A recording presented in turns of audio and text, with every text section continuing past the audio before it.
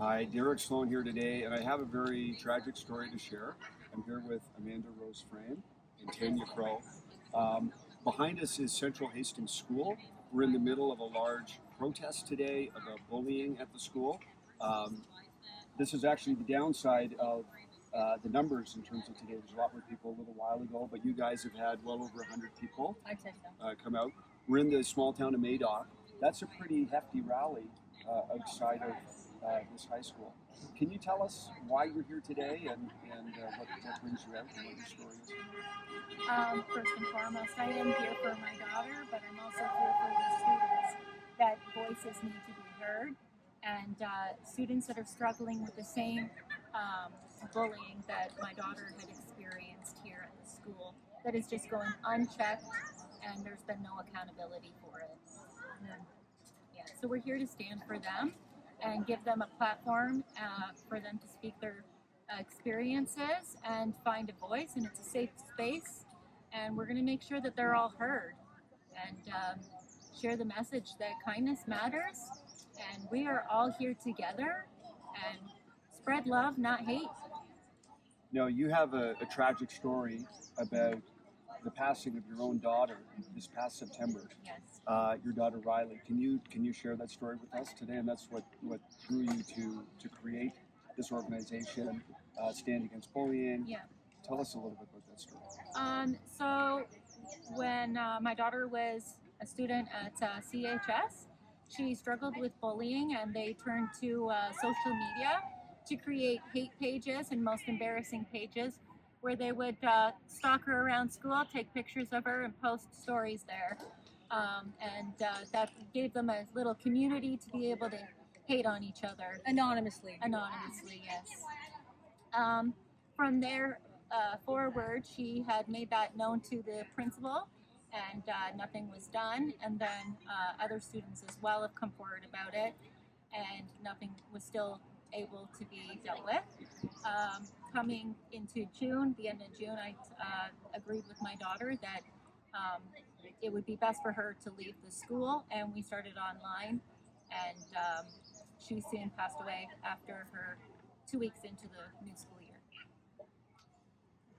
Tanya, do you want to tell your side yes. of this story? So Riley was a student for 3 years at CHS. She was on a roll twice. She was a good girl. The school didn't help her in life, and they're not helping her in death. She went to them on multiple occasions. I've interviewed the people who went with her to be in support, who have witnessed being with Mrs. Reed and other principals asking for help, and nothing was done. The school and the system are failing our kids. We send our kids there to grow and to become wonderful people of society, and we're not getting that back. The ones who are lucky enough to survive high school are leaving with mental illness. Anxiety runs rapid. Depression runs rapid. Kids are hurting themselves. Something needs to be changed. The whole system needs to be reviewed, removed, and rebuilt. This is wrong, and the power lies within us to make the change, and we must be the change. They are our future. What are we setting ourselves up for if they're our future? So you told us a tragic story of your daughter who committed suicide based on bullying and other issues that she was going through. You told me that your daughter had some amazing life plans ahead of her. She was getting into modeling fairly heavily. She won a couple of prizes at a nationwide modeling competition.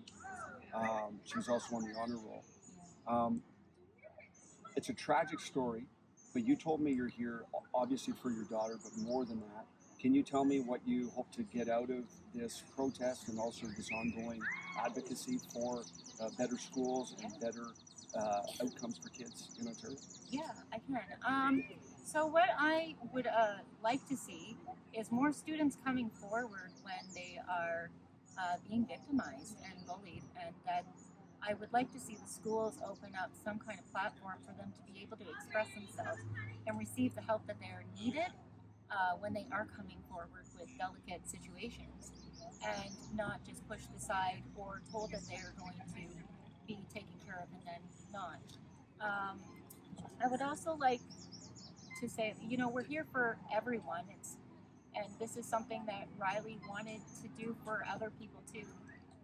She wanted to study in social studies, and she wanted to be a social worker and help kids that are struggling with situations like we're in right now, which makes it so much more harder and sensitive and more important. And we would also like to see the schools be accountable and parents be accountable, because parents need to step up, and it's really important for them to partner into the safety of our children and what they're doing when we're not paying attention. We need to all work together to solve this problem. It's a serious problem. Kids are dying. Now, you told me that you finally connected with some people at the school board, and they suggested that you actually collect witness statements from kids who are experiencing bullying. So you guys set up a area here today where people can actually submit their own stories.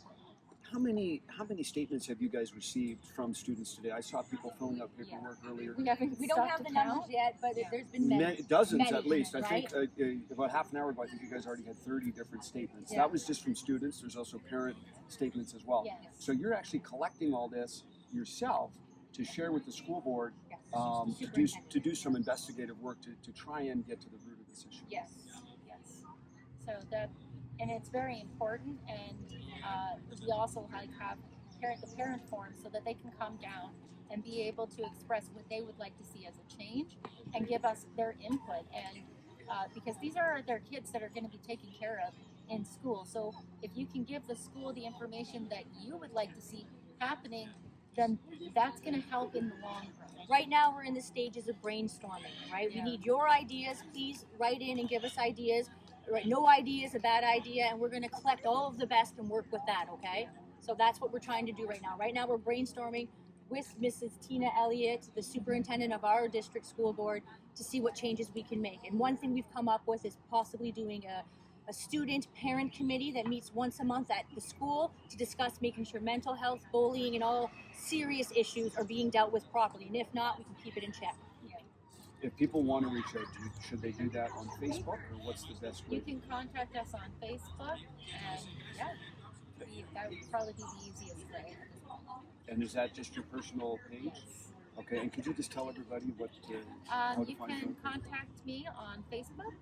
My name is Amanda Frame, or Amanda Rose Frame, and I will do my best to get your messages to where they need to be.